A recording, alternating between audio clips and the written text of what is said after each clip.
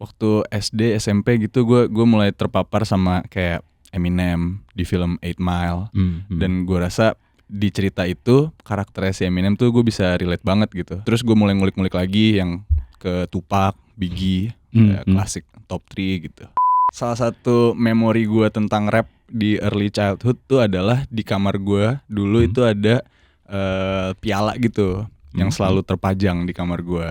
Terus pas gue baca itu tulisannya pokoknya bokap gue menang lomba rap gitu di diskotik. Gue kalau rock itu lu umumnya di band kan. Jadi butuh banyak kepala gitu untuk bisa bikin suatu karya gitu atau membawakan lagu. Tapi kalau di rap tuh ya paling mentok kalau nggak live set sama DJ gitu. Jadi lebih gue bisa lebih ngontrol lah. Kan US itu originatornya ya untuk rap hip hop gitu di Bronx, di New York gitu kan. Menurut gue kalau di Eropa itu mereka bisa ngeadaptasiin si musik itu ke language-nya mereka sendiri. Kalau yang paling sering sih gue denger musiknya dulu sih mas. Gue denger beatnya dulu. Kalau cocok, mungkin gue dapet flow-nya, gue bisa tuangin lirik gue ke situ. Waktu showcase gue pertama itu di Monopoly itu lumayan terharu sih gue di situ sama anak-anak PL angkatan gue. Oh ya. Kayak datang rame banget.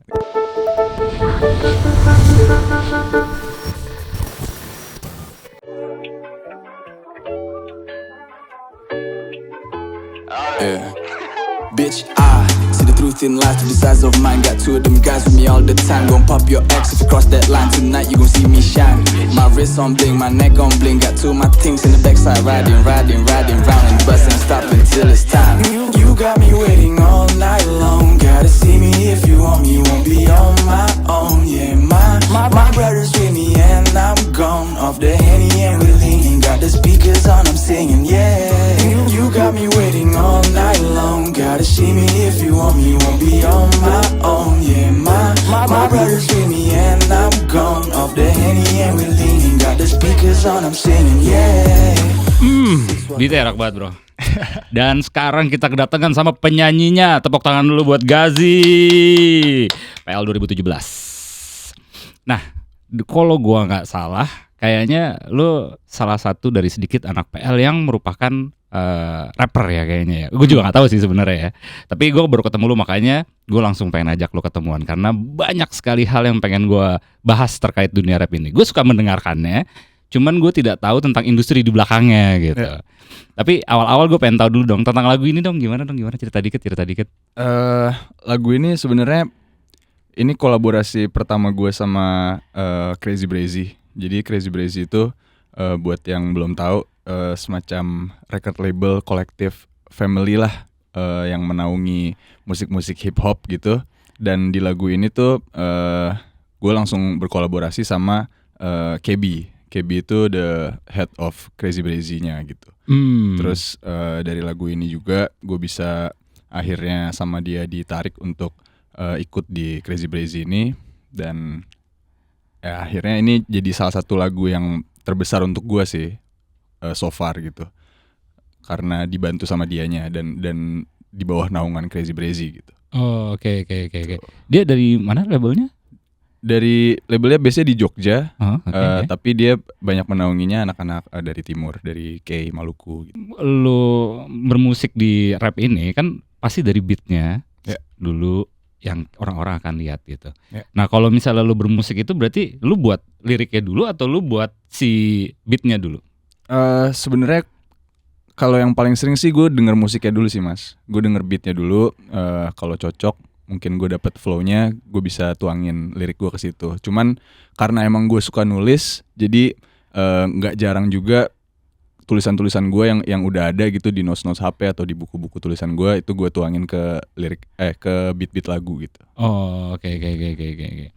Jadi ini ya, kalau misalnya itu lu tahu beatnya, jadi lu bisa nulis liriknya plus apa tonasi nadanya semacam itu. Iya, flow-nya, istilahnya flow-nya. Nah itu gue pengen tahu sedikit dulu. Kenapa lu bisa tertarik sih di dunia rap ini? Kalau rap hip hop tuh sebenarnya udah dari kecil sih gue suka. Dari kecil. Waktu SD SMP gitu gue mulai terpapar sama kayak Eminem di film 8 Mile. Dan gue rasa di cerita itu karakternya si Eminem tuh gue bisa relate banget gitu. Dimana dia harus fight his way to the top gitu, dimana dia underdog di skena itu, dan dia gigih untuk rap battle dan untuk mensempurnakan craftnya gitu sebagai rapper, dan akhirnya di final rap battle-nya di film itu dia menang gitu dan dapat recognition yang dia deserve gitu. Dari situ sih gue suka dari situ. Terus gue mulai ngulik-ngulik lagi yang ke Tupac, Biggie, klasik top 3 gitu. Berawal dari film ya? Iya, berawal dari film. Tapi lu berarti ambil kuliah film atau gimana? Kuliah musik atau gimana? Enggak, gue kuliahnya hukum. Oh, hukum. Yang ini kayak 180 derajat berbeda gitu, lo yang kayak di depan textbook selalu gitu, terus tiba-tiba ini. Karena dari kakek gue udah hukum sih, jadi gue ngelihatnya pada waktu itu kayak, oh ya udah, choice-nya cuma ada hukum nih gitu. Terus kebetulan juga waktu di masa-masa ngampus itu, disitulah gue mulai diajak sama teman-teman untuk, ayo kita nge-rap yuk di klub ini. Ternyata di situ gue lebih suka nih. Tapi ya gue udah masuk ke lingkungan kampus, ya gue selesain aja deh. Jadi lo memang harus menyelesaikan dulu baru lo lanjut ya ke situ ya. Nah tuh kalau misalnya kayak gitu, bokap lo gimana? Orang tua gue itu alhamdulillah cukup balance. Jadi bokap gue selalu memberikan gue keleluasaan untuk lu jadi apa aja deh, yang penting lu bener gitu, lu serius gitu. Lu mau jadi rapper, lu mau jadi lawyer, terserah, tapi yang penting lu seriusin, lu tekunin gitu. Sementara nyokap gue lebih kayak yang, lo harus jadi lawyer, ini karirnya lebih jelas nih, ini karirnya lebih pasti gitu. Jadi gue ngerasa gue dapet dua perspektif yang balance lah di situ gitu. Bokap lo ini dulu juga, maksudnya pernah bermusik juga atau gimana? Darah seninya tuh ngalirnya dari mana? Gue pengen tahu sih. Bokap gue, salah satu memori gue tentang rap di early childhood tuh adalah di kamar gue dulu itu ada piala gitu yang selalu terpajang di kamar gue. Terus pas gue baca itu tulisannya, pokoknya bokap gue menang lomba rap gitu di diskotik. Anjir, tahun berapa tuh? Wah nggak tahu gue, udah jadul banget kali ya. Iya, diskotik sih kayak 80-an gitu. Iya, jadi mungkin dari situ juga kali ya, secara subconscious gue kayak, wah gue rapper nih, dari bokap gue udah rapper nih gitu. Kalau 80-an tuh zamannya siapa ya? LL Cool J gitu. LL Cool J, Grandmaster Flash gitu. Iya, gitu. Early rap lah. Dan itu kan belum banyak ya ininya ya. Apa ya, reference-nya untuk lu nyari gitu aja. Bokap lu hebat juga berarti dia bisa ini ya. Cara ininya apakah kalian pernah bokap itu pernah kuliah di luar juga atau enggak. Gue juga enggak pernah nanya juga sih ya, dia dapat referensinya dari mana. Cuman emang kalau musik-musik seperti rap, R&B gitu-gitu, bokap gue tuh banyak taunya dan banyak ngasih tahu ke gue gitu. Kayak Will Smith gitu waktu dia masih nge-rap, terus Boyz II Men gitu-gitu tuh gue kepaparnya dari bokap. 2000-an tuh, 90-an akhir 2000-an ya. Oh iya, keren. Nah, gue pengen tahu kalau misalnya bokap menyetani lu dalam tanda kutipnya dengan musik-musik gitu. Tapi kalau misalnya lu sendiri selain si Eminem atau Dr. Dre gitu, lu ada ini gak sih? Lu suka sama siapa? Kiblat lu kemana buat jadiin reference gitu?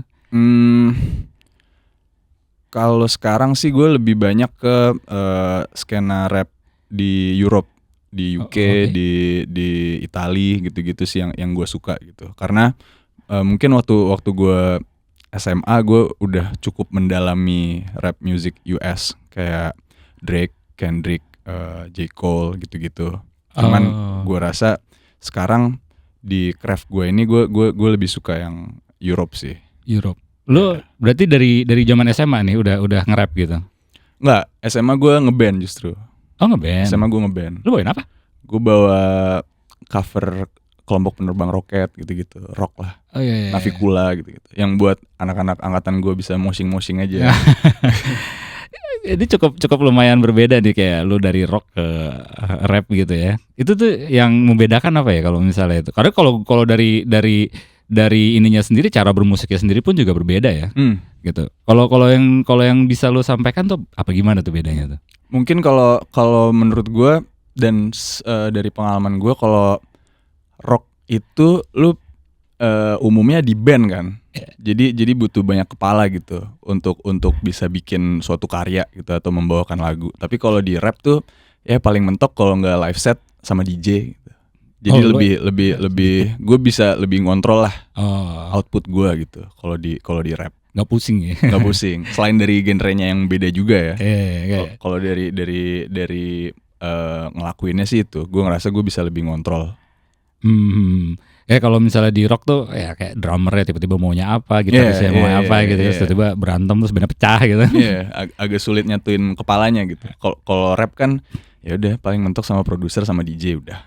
Kalau lu perform juga gitu atau? Iya, kalau gue perform paling sama DJ sih. Sama DJ paling banyak. Oh, jadi beneran memang dikit ya untuk ini. Iya. Kalau misalnya lu lagi gini kan, lu bilang lu reference lu adalah musik Eropa ya, rap Eropa ya. Gue pengen tahu kayak bedanya tuh apa sih sebenarnya di Eropa dan di Amerika. Soalnya biasanya orang-orang taunya lebih seringnya termasuk gue sih. Musiknya tuh Amerika sih kiblat untuk rap nih dan hip hop gitu. Mungkin kalau pandangan gue ya, ini correct me if I'm wrong. Tapi kan US itu originatornya ya untuk rap hip hop gitu di Bronx, di New York gitu-gitu kan. Menurut gue kalau di Eropa itu mereka bisa ngeadaptasiin si musik itu ke language-nya mereka sendiri. Jadi mereka punya flow-nya sendiri yang unik, mereka punya culture-nya sendiri yang unik. Itu sih yang ngegayat gue untuk mulai ngedigging Europe rap gitu. Kalau misalnya itu berarti dari cara hidupnya mereka lu bisa copy gitu ya? Atau gimana? Hitungannya tuh gimana tuh? Lebih karyanya sih, karyanya sih. Kalau cara hidupnya, wah gila nggak kekejar sih kalau gue pengen copy mas. Gue soalnya kebayang kayak karena kan di Eropa sendiri itu kan mereka kan kaya akan budaya yang karena mereka banyak ya negara, jadi beda-beda tuh culture-nya gitu kan. Ya bisa jadi juga sih mas. Cuman menurut gue karena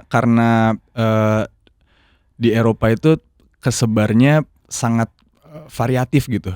Jadi kayak rap UK sama rap Itali itu beda banget. Kalau UK kan lebih kayak grime gitu, kayak Central C dan lain-lain. Tapi kalau di Itali itu lebih ke yang gangster rap, lebih ke yang rough gitu-gitulah. Jadi variatif banget. Orang-orang bisa ngadaptasin itu ke dirinya mereka sendiri gitu. Dari si negara-negaranya yang beda gitu. Kalau lu lebih kemana? Maksudnya si Eropa ini lebih ke Inggris kah atau ke Italia yang lebih kayak gangster atau? Gue lagi suka sekarang Italia sih. Italia. Berubah-berubah sih mas. Gue ada fasenya gue suka UK, gue suka Central C dan lain-lain. Tapi sekarang gue lagi diggingnya Italia karena ceritanya menarik juga gitu. Di sana tuh kebanyakan rappernya tuh dari kalangan imigran. Bukan orang Italia asli. Bukan orang Italia asli. Jadi mereka imigran dan menurut gue cerita itu sangat menarik gitu. Dimana lu ya notabene di sana imigran tuh ngelakuinnya illegal activities kayak selling drugs dan lain-lain. Cuman di sini mereka bisa membuat mencari nafkah lah yang halal gitu dengan craftnya. Itu yang gue kagumin sih. Ketika lu bikin ke Eropa ke Italia nih, lebih ke gangsta. Nah, lu ambil bagian apanya nih? Karena kan secara culture kan juga berbeda ya, gitu kan. Lu dalam proses pembuatan musik ini yang gue penasaran nih untuk ke karya-karya lu gitu. Yang banyak gue ambil sebagai inspirasi tuh lebih ke flow-nya sih, cara dia nge-rap gitu, nada-nadanya. Karena kan bahasanya beda ya, bahasanya beda-beda gitu, bahasa Itali, bahasa Jerman, bahasa Prancis, dan itu jadinya banyak variannya gitu jadi mas. Jadi banyak yang bisa gue tarik dari situ. Dari perbedaan bahasa itu menciptakan tonasi yang berbeda juga gitu. Ya betul, kan? Betul. Itu lo sambungin sama culture di Indonesia juga atau gimana? Gue coba untuk masukin lirik-lirik Indonesia ke flow yang gue dapet gitu. Gitu sih. Terus kalau yang lu ceritakan berarti apa tuh ceritanya kira-kira? Yang gue ceritakan ya sehari-hari aja mas. Kayak gimana sulitnya mencari uang, gimana sulitnya dia sama nyokap. Kan gue bilang lu jadi lawyer aja duitnya banyak. Gitu-gitu. Berteguh dengan pilihan gue untuk tidak menjadi lawyer, gitu-gitu sih mas. Iya, menarik. Karena kalau gue lihat soalnya kan kalau lu jadi bekerja menjadi seorang lawyer gitu kan di law firm gitu kan lu harus pakai jas. harus pakai dasi, lo harus rapih gitu, dan lo begini strict gitu. Sedangkan kalau lo di dunia seni kreatif, lo lebih memiliki waktu lebih luang, waktu lebih banyak gitu ya untuk melakukan sesuatu gitu. Nah lu ngebagi waktu itu gimana? Karena kan ini kan dua dunia yang berbeda nih. Biasa kan kalau misalnya gue biasa kerja di kantoran, tiba-tiba gue lost tuh, dilepas gitu aja ketika gue keluar, gue bingung loh kadang-kadang. Ya gue harus ngapain ya? Oke, gue mau bikin musik, gue mulai dari mana ya? Gitu. Yang kayak gitu ngerti gak sih lo? Yeah. Karena lu terbiasa dengan pattern kan, terus tiba-tiba dilepas gitu aja, jebret gitu. Karena gue nggak tahu sih, itu menurut gue itu akan berpengaruh kepada karya yang lu buat sih gitu. Iya. Gimana? Gue ngerasanya kalau misalnya waktu gue lawyering ya, itu gue nggak banyak waktu untuk bikin musik. Jadi outputnya juga cuma dikit. Paling setahun gue ngeluarin 2 single gitu. Tapi gue mencoba memposisikan diri gue di mana sekarang gue punya waktu untuk bikin karya, tapi gue juga bisa kerja gitu. Karena kan kalau gue pengen ngerilis, gue harus bayar untuk mixing mastering, bayar studio time, bayar buat artwork dan lain-lain gitu kan. Jadi gue memposisikan diri gue di mana gue bisa bekerja tanpa gue harus yang pakai jas kaku gitu-gitu, tapi gue juga punya waktu untuk craft gue. Gitu. Gue kebayangnya kayak lu butuh waktu berapa lama sih untuk lu bikin sebuah single gitu misalnya. Kan lu harus, tadi dibilang kan lu bikin lagunya, bikin liriknya, mixing mastering apa segala macam sampai liris gitu. Itu kira-kira berapa lama tuh ya bikinnya? Sebenarnya kalau misalnya ambisius banget nih ya dalam satu project, itu sehari bisa selesai sih, sehari bisa dirilis sih. Oh oke. Sehari bisa dirilis, kayak dari mulai seleksi beat, nulis, terus foto buat artwork, terus uploading, itu bisa dilakukan dalam sehari sebenarnya. Cuman realistically agak susah ya untuk melakukan itu secara cepat gitu. Nyari ininya, idenya itu yang lama ya. Iya benar. Itu yang kemarin waktu lu bilang lu kerja di lawyer tuh butuh waktu lama banget sampai akhirnya setahun keluar 2 single aja gitu ya. Kalau lu nyari referensi gimana bro? Sekarang nyari referensi gampang banget sih mas. Maksudnya dari Instagram, dari TikTok aja tuh udah gampang untuk feel inspired gitu. Lu ngelihat TikTok orang yang bikin sesuatu yang lu suka aja udah bisa jadi referensi gitu. Jadi nggak perlu curi-curi waktu sih. Waktu lawyering juga ya gue berangkat dari rumah ke kantor juga dengerin musik. Itu kan juga gue mencari inspirasi, referensi gitu-gitu kan. Gue masih bisa melakukan itu sih. Soalnya kalau menurut gue pribadi sih, gue nggak tahu ya. Kalau lu bikin lirik itu kan, ya kan kuatnya di lirik tuh, berarti kayak lu harus butuh waktu yang lebih lama gitu. Lu harus semedi dulu kah atau apa gitu. Karena kan lirik ya powerfulnya kan di lirik ya kalau musik rap gitu ya. Anjir, keren juga sih kalau kayak gitu. Terus kalau misalnya sekarang lu sudah bareng sama si Crazy Breezy ini yang sekarang lagi proyekannya. Terus kalau misalnya sama si Crazy Breezy ini kegiatannya apa aja sih kalau gue boleh tahu? Jadi selain mereka ngebantu gue di behind the scenes kayak penulisan dan seleksi kayak artwork gitu-gitu tuh, mereka juga yang ngedistribute musik gue.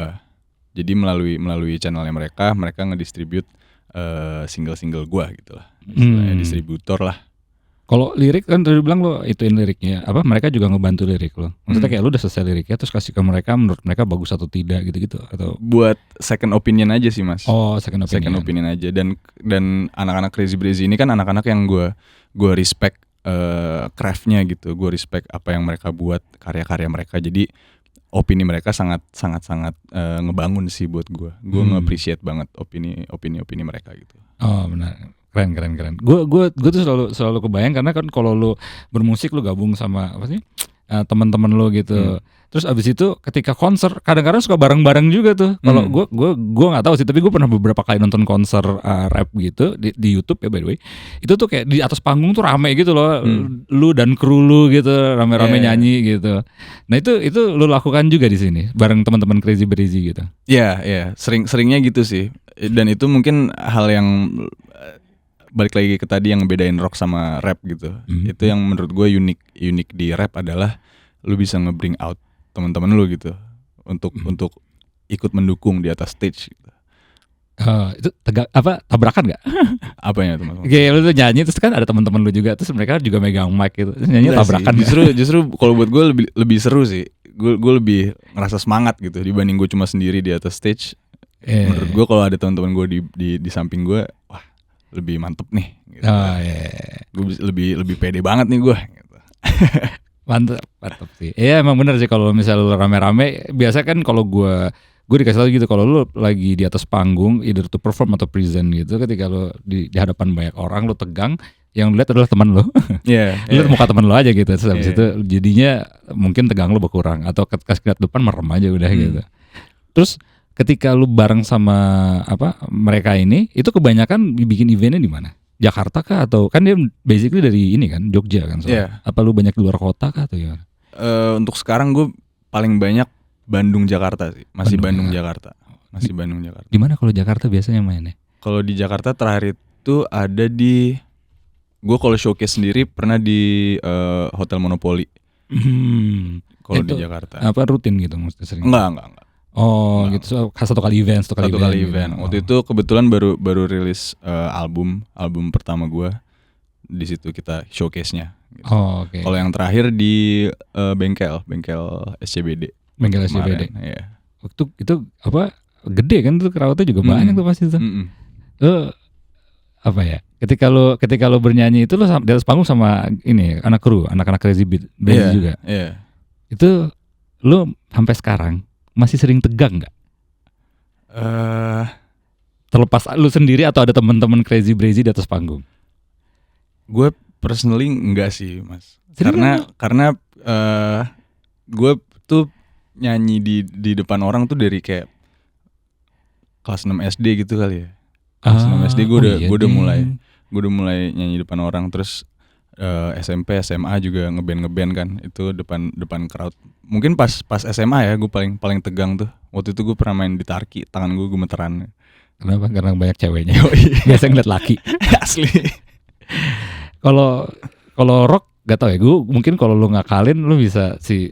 Gue tegang nih, temen gue kayak, lu ini dulu dong, main solo dulu kayak apaan, kayak drum, gitar solo dulu gitu. Nah kalau lu konser sendiri, misalnya berdua sama si DJ gitu, lu kalau tegang gimana cara ngakalinnya bro? Gimana ya? Lu solo dulu dong pakai lagu udah sketching kayak apa gitu. Iya mungkin gitu kali ya. Gitu. Gue belum pernah sih. Oh, lu belum pernah? Gue belum pernah ngakalin gitu sih. Tabrak aja. Tabrak aja ya. Kalau misalnya lu datang gitu, kebanyakan crowd-crowdnya tuh banyak orang tua kah? Orang sumuran lu atau gimana? Kebanyakan sumuran gue dan ke bawah. Sumuran berarti gue and under. Skena musik hip hop tuh udah makin besar ya di generasi muda nih sekarang berarti. Iya, gue ngeliatnya gitu sih. Oh, oke. Gue soalnya kayak gue sempat bingung kalau misalnya dia ada event rap gitu, karena gue jarang dengar di Indonesia. Bahkan kayak di Amerika tuh ada apa sih rap battle ya atau apa gitu. Kan di sini kan gue nggak pernah denger juga gitu. Gue nggak tahu apakah gue yang tidak pernah bergaul atau apa gitu. Kalau misalnya di sini tuh banyak event-event kayak gitu sebenarnya. Banyak sih, tapi emang baru sekarang ini mungkin lebih ke highlightnya. Baru sekarang ini berkembang lah gitu. Di Jakarta mostly atau di luar kota pun banyak? Di Jakarta. Oh yang lo tahu banyak di Jakarta. Iya. Oh. Kalau misalnya lu lagi live performance gitu sama teman-teman lu gitu, ini penontonnya banyak. Itu yang lu lihat penontonnya tuh beragam gitu, atau setiap event tuh orangnya banyak yang itu aja gitu. Kayak emang mereka ngikutin lu aja kemana-mana gitu, atau banyak crowd baru gitu istilahnya. Banyak crowd baru sih. Ada beberapa yang di setiap event tuh ada aja gitu. Cuman untuk sekarang banyak wajah-wajah baru sih. Setiap panggung baru tuh pasti ada aja wajah-wajah baru gitu. Oh itu bagus loh, itu maksudnya itu good sign loh. Karena memang kalau lo bisa ambil crowd baru gitu-gitu kan berarti crowdnya berkembang. Tapi kalau orang yang datang adalah itu aja tuh ya either musik lu niche atau memang agak sulit aja untuk mengembangkan karya lu gitu. Kalau menurut gue pribadi ya, gue nggak tahu sih bener apa enggak gitu. Tapi kalau misalnya ini dari sekian lo perform, tapi kalau kayak rap battle gitu-gitu ada juga gak sih sebenarnya? Ada di Indonesia ada. Seriusan? Ada. Gue nggak pernah lihat men. Namanya Rhyme Pace. Di mana tuh? Rhyme Pace itu di mana ya?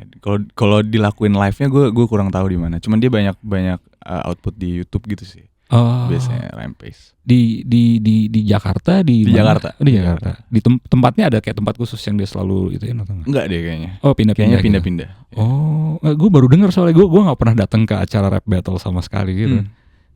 Gue tertarik, cuman gue nggak suka celah-celahan. Gue nggak suka ngeliat orang di depan panggung terus dikata-katain gitu. Gue nggak suka, kayak gue ngeliatnya kasihan ya. Tapi padahal itu esensinya ya, kata-kata di depan. Balas-balasan. Balas-balasan. Tapi lu pernah ada ikut gitu? Enggak. Gue nggak ke arah situ sih. Oh. Gue lebih seneng kayak bikin orang senyum, joget gitu. Gue lebih seneng ke situ. Berkahnya lebih banyak loh. Yeah. Siapa tahu kan lu bikin orang senyum didoain jadinya. Amin. Nggak dihujat aja Amin. gitu. Nah, kalau misalnya lu udah ada berapa album sekarang? Sekarang gue udah ada dua album. Nah, di tahun berapa sama tahun berapa sorry? Di tahun 2020 sama di 2024. Oh, pas pandemi kemarin ya? Iya. Oh. Nah, kalau misalnya untuk prosesi bikin album nih, gue penasaran deh. Lu kan sama si Crazy Breezy, terus lu ketemu gitu kayak, gue pengen bikin album deh gitu. Kayak gitu. Prosesnya tuh gimana? Gue penasaran. Mungkin kalau proses gue nggak terlalu ribet sih kalau sama Crazy Breezy gitu. Gue paling cuma ya udah gue siapin aja paling cetek paling demonya gitu. Gue siapin misalnya 8 demo. Terus 8 demo tuh 8 lagu. 8 lagu. Terus gue oper ke mereka gitu. Ini gue ada ini nih, gimana menurut lu? Gitu.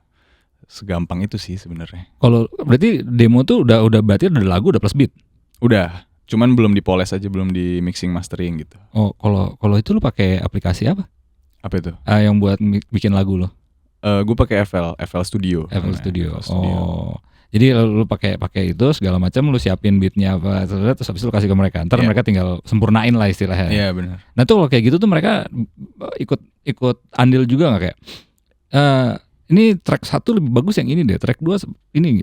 Karena menurut gue ya, kalau misalnya lu bikin album nih, satu album, itu band itu atau musisi siapapun biasanya mereka akan menentukan tuh lagu pertama apa, lagu kedua apa. Karena itu kan sebenarnya di album itu bentuknya kayak spiritual journey ketika si penonton mendengarkan gitu. Nah, itu purely elu atau ada bantuan dari Crazy Breezy untuk ini lebih bagus ini lebih bagus ini deh. Karena ini moodnya si pendengar nanti akan begini nih gitu-gitu.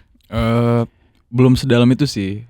Yang mereka bantu buat gue tuh belum sedalam itu. Mungkin karena gue baru bekerja sama juga gitu sama mereka. Gue relatively new lah di family mereka. Jadi belum sampai segitunya. Oh, mereka percaya aja sama lu. Iya, mereka percaya aja sih. Iya, karena kan gitu kan, kalau lu dengerin musik tuh lu lihat tracklistnya satu-satu, lu dengerin, lu biar lu tahu perjalanan mereka kayak apa. Bahkan sampai kayak dia keluarin album nih, lu kalau CD atau apa kaset gitu kan lu keluar, atau vinyl gitu kan lu lihat itu cover artnya, lu buka dalamnya lu lihat gitu-gitu. Nah, itu menurut gua itu sesuatu yang sekarang udah hilang gitu menurut gue. Jadi kayak karena udah ada kayak platform streaming kayak Spotify gitu, orang bisa langsung mencet lagu mana aja gitu. Mereka nggak peduli sama artworknya gitu. Menurut gue tuh sayang kalau misalnya sampai hilang gitu. Setuju ya? Setuju. Dan lu masih mikirin kayak gitu-gitu nggak? Masih sih, karena itu selain gue suka untuk melakukannya dan mikirin itu, tapi juga menurut gue itu bisa jadi pembeda gue sih, pembeda gue di industri gitu. Dimana orang-orang sekarang fokusnya untuk ngeluarin single aja gitu biar cepet viral gitu, ngeluarin single terus ngeluarin 200 TikTok gitu.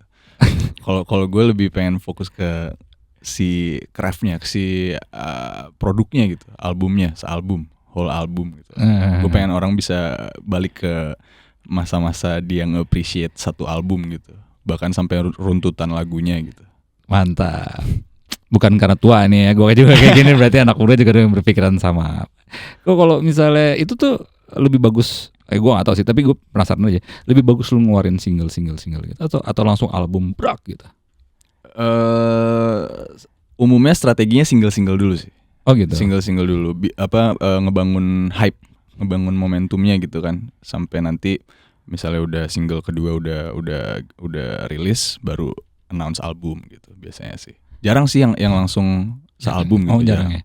Gue kurang tahu karena gue nggak terjun ke musik gitu, jadi gue kurang paham. Tapi kalau misalnya lu kayak gitu, lu udah siapin semuanya belum? Kayak misalnya gue di album mau ada 10 lagu gitu, jadi gue udah siapin semua lagunya, terus gue baru mikir single mana yang mau gue keluarin gitu. Atau sembari berjalan aja lu ngeluarin jadi satu lu keluarin terus baru lu ini terus sembari lu siapin 8 track lainnya gitu atau gimana? Sebenarnya harus disiapin mateng sih menurut gua, Mas.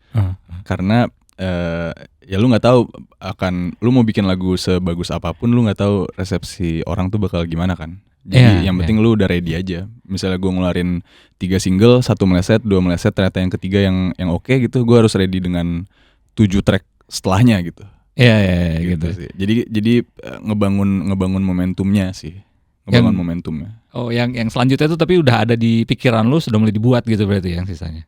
Malah idealnya udah jadi, udah master gitu. Oh, idealnya buat gue. Oh iya. Lu ketika lu bikin kayak gitu ada yang kayak yang lu ngerasa gini.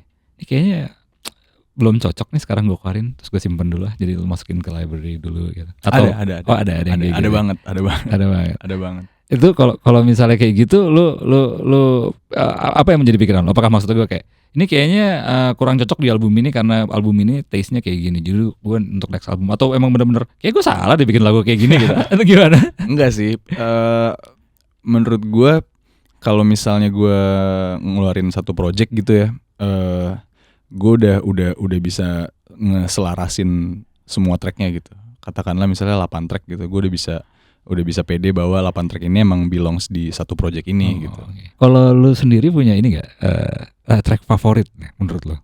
Track favorit dari 2 album lu yang udah keluar? Dan ceritanya, kalau ada ceritanya boleh sekalian diceritakan.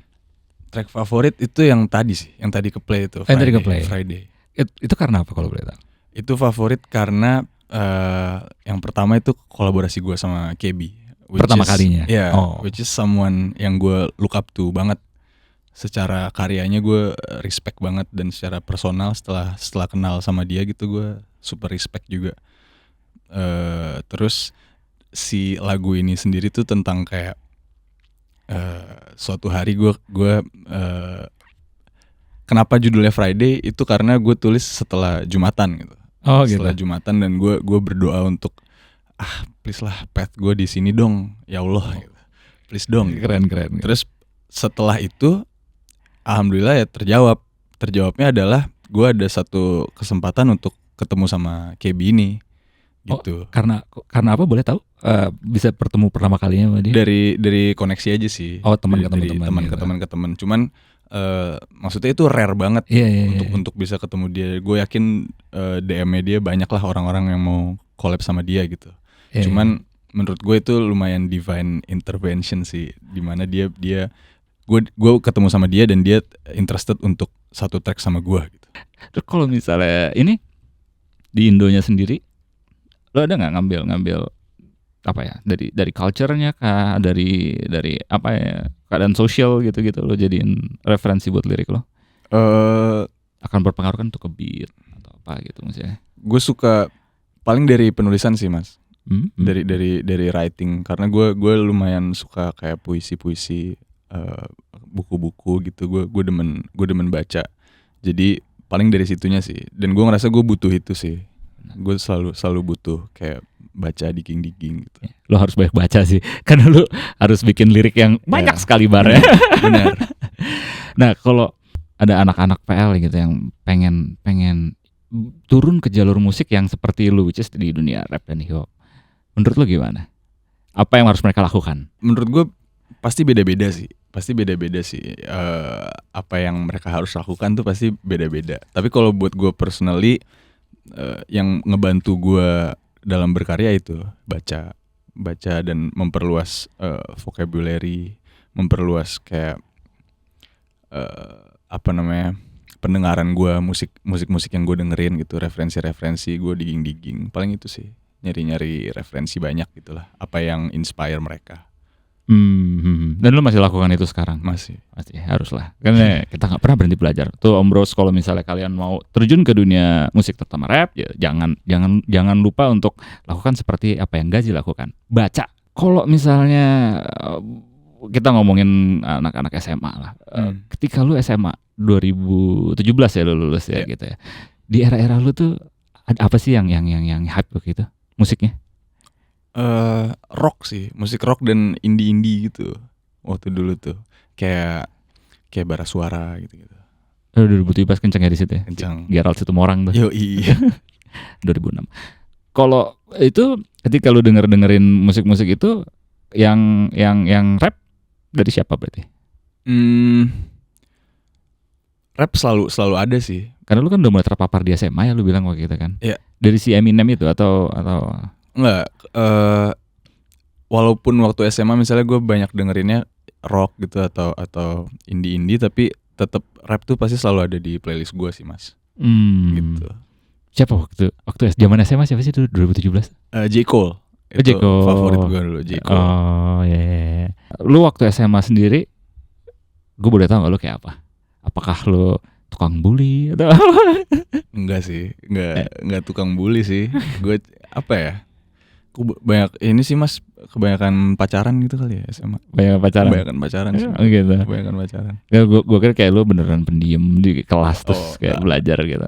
Masih nongkrong gitu masih tetap. Masih. Karena kan fun ya. Apalagi SMA itu kan gue, maksudnya pertama kalinya gue yang kayak bener-bener gue berkegiatan di Jakarta gitu. Tadinya kan gue di Bintaro gitu mas. Jadi anak Bintaro yang tiba-tiba ke Jakarta seru gitu, pengennya nongkrong aja. Ya Bintaro bukan planet lain dah. masih sini juga. Tapi buat gue pada saat itu kayak beda banget. Buat gue pada saat itu tuh beda banget pergaulan gue waktu gue SMP di Bintaro dan waktu gue SMA di PL. Beda banget. Dan gue suka banget gitu waktu itu. Kalau itu ekskul apa dulu? Ekskul silat gue dulu, Merpati Putih. Oh, menurut gue itu cukup menarik ketika lu bilang lu suka nongkrong ya, biarpun lu suka pacaran juga, terus lu dengerin J. Cole gitu. Itu bisa jadi nggak sih tuh ada pengaruhnya ke musik-musik lu yang sekarang? Apakah itu dari liriknya atau beatnya lu jadi lebih ke R&B bukan rap yang agak-agak mendayu gitu?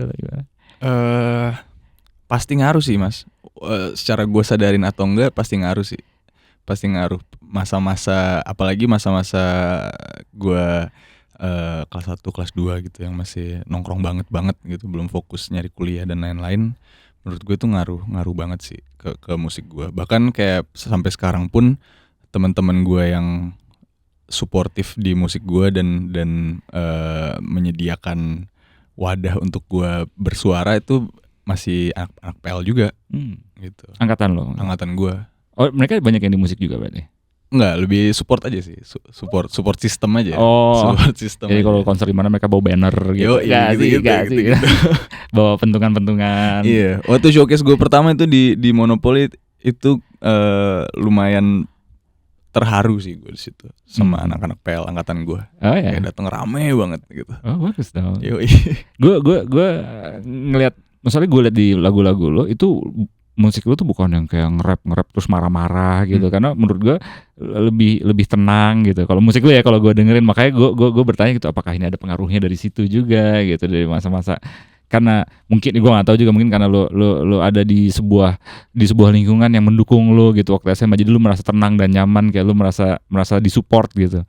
Jadi lu ketika lu bikin musik jadi akhirnya lebih tenang, lebih nyaman gitu. Karena kan kalau yang marah-marah di rap, yang marah-marah itu kan ya gue gak tahu sih, tapi kayak kebanyakan hidup mereka juga struggle banget. Di jalan mereka, tempat mereka tinggal tuh juga kayak isinya orang tembak-tembakan sama ambulans lewat gitu kan. Makanya dia ngamuk-ngamuk kalau dibikin lagu gitu. Kalau misalnya gitu berarti ada banyak support system dari teman-teman SMA juga basically kayak gitu ya. Dan itu masih terjadi sampai sekarang? Masih. Oh. Masih. Berarti masih sering nongkrong juga ya kalian ya? Masih. Gue ada satu perusahaan yang lagi gue rintis, itu isinya anak-anak angkatan gue semua. Isinya anak-anak angkatan gue yang kita tuh berusaha di bidang kayak brand gitu. Oh, keren. Kita ada tato parlor juga gitu. Itu anak-anak PL tuh. Ah, keren. Angkatan gue. Bagus, memang harus kolaborasi lah. Sekarang udah zamannya kolaborasi. Tuh. Nah, sebelum kita closing, lo ada something yang mau lo sampaikan nggak kepada anak-anak PL atau siapapun yang mau terjun ke dunia lo ini gitu? Selain lo bilang lakukan kan tadi. Apa ya? Belajar terus aja sih. Terus belajar, jangan pernah merasa cukup. Jangan pernah merasa cukup gitu. Mantap. Closing statement kayak Mario Teguhan ya. Oke. Terima kasih banyak Keren banget dialognya kita hari ini. Semoga banyak membantu Om Bros yang mau terjun ke dunia musik, karena ternyata kita punya banyak bidang pekerjaan yang bisa dieksplor ya gitu. Oke, terima kasih Gazi atas waktunya. Terima kasih banyak. Sampai jumpa lagi di episode selanjutnya. Dah. 1, 2 step, ku tak peduli yang lain. Paras cantik badan nona bukan main. Nomor 1 ya semua kalah saing. Keep it on the low key, kita staying high. 1, 2 step, ku tak peduli yang lain. Paras cantik badan nona bukan main. Nomor 1 ya semua kalah saing. Keep it on the low key. Pull up ke bendo, kasih liat extendo. Round sini Rambo, siap when the shit go down. Aku let go, mereka pada stay. Ini hidup sementara, I don't wanna go away. Aku harap ini stay. Aku harap kau tak pergi ya. Kasih kita jarak dan kembali ya. Di atas tanah nona mau manis. Kau buat aku terbang when I'm with you. Kasih kabar nona aku baru sampai ini pesta. Mata heavy moving crazy with the best. Aku dan family give a fuck about the rest. Pack light, ku tak mau bawa stres. Apa yang aku rasakan ini udah jadi biasa. Alihkan pandangan, aku coba pedam rasa. Cari arah biar takut nih binasa. Meski atap runtuh langkahku di lantai dansa. 1, 2 step, ku tak peduli yang lain. Paras cantik badan nona bukan main. Nomor 1 ya semua kalah saing. Keep it on the low key, kita staying high. 1, 2 step, ku tak peduli yang lain. Paras cantik badan nona bukan main. Nomor 1 ya semua kalah saing. Keep it on the low key.